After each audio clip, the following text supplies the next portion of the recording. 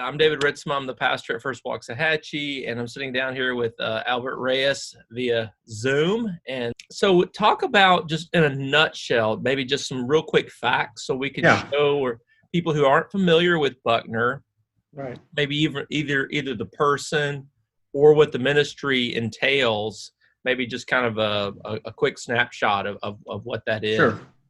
Sure. In a nutshell, our Buckner is 141 years old. So in 1879, R.C. Buckner, a pastor from Tennessee, came through Kentucky and then to Texas. And right before the Civil War, began to work with churches. He was pastor of First Baptist Paris, good Texas Baptist pastor, missionary, and statesman, president of the convention for 19 consecutive years. But along the way, going through the Civil War, he saw how it really destroyed families and left children without parents. Dads, fought in the Civil War. Texas in the Confederacy, and a lot of dads didn't come back. Moms really struggled to survive. And so he said, we got to do something about this. So he gathered churches and called for an offering and gathered deacons together at a deacons convention or gathering. And they said, when you get to $2,000, you can start. So he started raising money, $27. B.H. Carroll, by the way, was under the tree outside the church and gave the second of the $27 that were collected that day. Wow. And then they went into the church and preached and collected $200. And then it took him 1877, 2 years to get to $1,200. And finally, he put in his own $800 cash into the offering to make it $2,000. And they began the Buckner Orphans Home in Dallas. Our James 1:27 is the kind of the anchor verse, to pure religion that God accepts is faultless, is to visit orphans and widows in their distress and to keep oneself undefiled from the world. So in that verse are the two objects that turn out to be the two service lines today at Buckner. One is senior living. So we have 6 campuses where senior adults come to retire, independent living, assisted living, skilled nursing, and memory care, all 4 in one location. The other side is to work with children. And, we started out as the first orphanage west of the Mississippi, but we don't think that an orphanage is the best place for a child. And we've migrated to the place philosophically that the best place for a child to grow up is in a family. And so we focus now on foster care and adoption. Foster care, state of Texas outsources to us whenever a child is removed by CPS.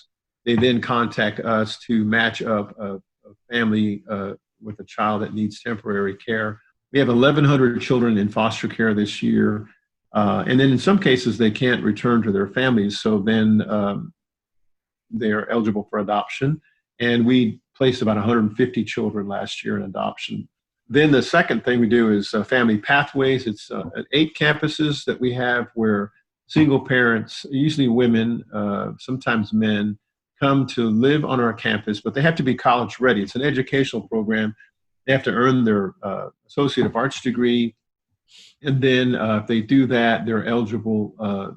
Then, of course, they have apartment and budget and checking account, savings account. So they're economically stable and sustainable.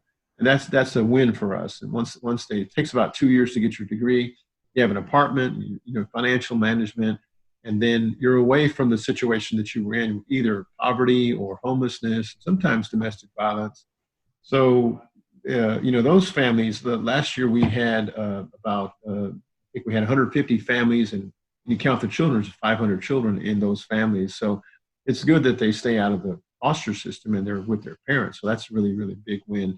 The third program we do in the children's side is Family Hope Centers, and that's more on the preventive side. Family Hope Center is a place where families come for services. They don't live in those places. They're not residential.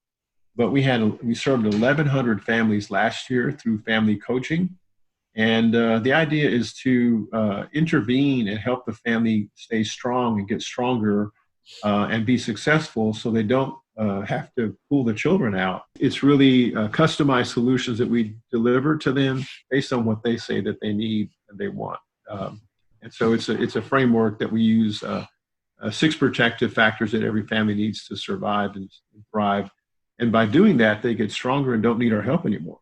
So those kids are taken away, at risk is removed, and they're healthy and thriving, and the state of Texas doesn't have to intervene. Of course, there's humanitarian aid, there's missions, there's volunteers, all other stuff that we do to supplement those services, but that's the core main thing that we do. I'm thinking about, how people who are watching this could get involved in Buckner, support Buckner, things that they could do, ways that they could, make a difference. That'd probably be one thing. Well, sure. I think I'll just start with being a member of the First Baptist Church of Waxahachie and contributing tithes and offering to your monthly budget. Your members are already supporting Buckner because through the cooperative program, we receive funding from Texas Baptist. And so in a sense, I work for your congregation and represent them all over the world in different places, doing the good work we do. We are already being supported by your members. We want to say thank you for your gracious support. Above tithes and offerings to your local church, there's also opportunities for Shoes for Orphan Souls. The church, if they haven't done already, could collect shoes. Some churches do shoe drives. Sometimes they'll have a shoeless Sunday where people come barefoot to church. Better to do that in the summer, and then bring a pair of brand new shoes and collect them. And y'all may have done that already. And then we collect about 200,000 pair every year. We've already surpassed the 4 million mark, and we ship shoes. We send shoes and take shoes to all of our locations, plus other sister organizations. So you might be wondering, well, what difference does a pair of shoes make? Well, shoes for some children mean education because you can't go to school unless you have shoes. And I've met families that they had 3 children but 1 pair of shoes. So the kids take turns wearing shoes going to school every other day. And for some kids, it could mean health. It could mean kids run around and get their feet cut up with different objects and then step into contaminated water with parasites. Then parasites will enter the bloodstream and then kill the child. So $25 pair of shoes can actually save a life. You can provide education. And even if you're not in those situations, you remember when you got your brand new pair of shoes at the start of a school year, you could always jump faster, jump higher, run faster, So, we have the Humanitarian Aid Warehouse here in Dallas. So your congregation could come to the Humanitarian Aid Warehouse and sort shoes, boys and girls, different sizes. So there's a mission opportunity there, or they could take shoes when COVID is when things open back up. You could actually take shoes to different countries on a mission trip and put shoes on kids. And there's a really nice thing that we do is we take their shoes off and whatever's left of them, we clean their feet with a little wipey, and then we put brand new socks and shoes on and prepare a blessing over them. And kids are just huge smiles. They're happy. They're excited. And it's just a way, it just reminds me of what Jesus did by washing the feet of his disciples. So that's one way. And there are lots of volunteer opportunities here in Dallas, the Dallas area. Again, once things open up, for after school activities, tutoring, mentoring, those Family Hope Centers. We have one in Bachman Lake area, just north of Love Field, one in South Dallas. We have one in West Dallas in collaboration with the Texas Rangers and their baseball academy there. There's families that could be served there.